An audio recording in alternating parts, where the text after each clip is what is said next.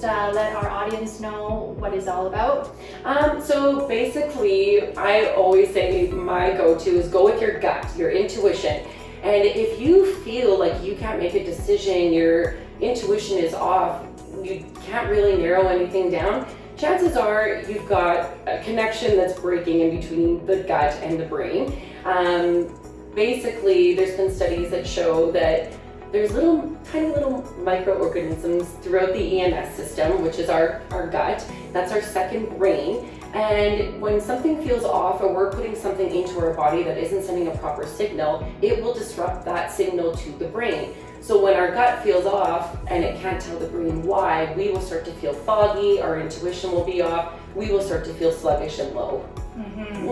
That's so neat, because I, for the longest time, did not believe in my intuition, because I just thought, well, it's very woo-woo, until I realized that I learned that, and this is fairly new research, that there is a second brain in our body and it's sitting in our gut. Absolutely. And there's a lot of evidence to support that, which is, I thought it was just amazing.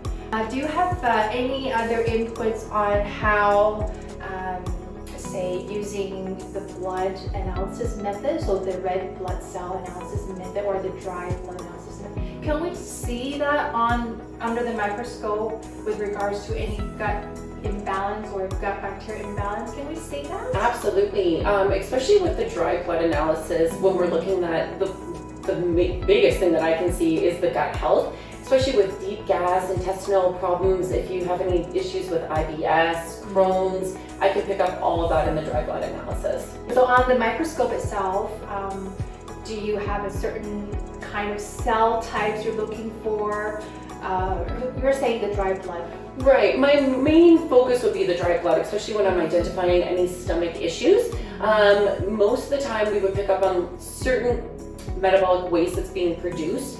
And when we look deeper into the blood, we can pick up on things like if you have a toxic bowel, if you're holding on to toxins that you can't release, if you need to do a cleanse. And like you said, it could be past trauma even that happened years ago that they might not remember happened, but we can at least detect, hey, there's still something going on in the gut that you're hanging on to that we need to work with. That's a really cool thing you said, like the past trauma, because trauma can be psychological, it can be physical, it can be, a surgery. A surgery is a trauma, like any kind of surgery. It's increasing our oxidative stress, right? Right. So, and I understand that dry blood analysis can also kind of give you a foresight of what's coming. Absolutely. It has been proven that it can detect symptoms up to 2 years before anything becomes active in your system.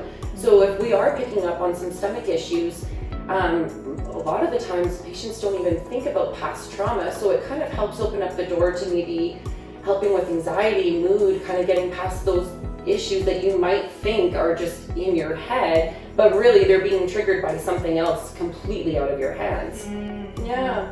So what are some of the ways that you suggest to patients or things that they could incorporate in their daily life to enhance their gut or enhance the communication between their brain and gut, or improve this axis? Yeah, it's kind of back to basics, really. It's getting your water, making sure you're getting enough water, a healthy diet. A lot of our foods now, unfortunately, do not have enough fiber. They're kind of full with a lot of additives, sugars, food colorings, you name it. So just really being focused on eating healthy, getting your greens, your vitamins, and exercise. In order to move things down there, we have to move and get things going, right?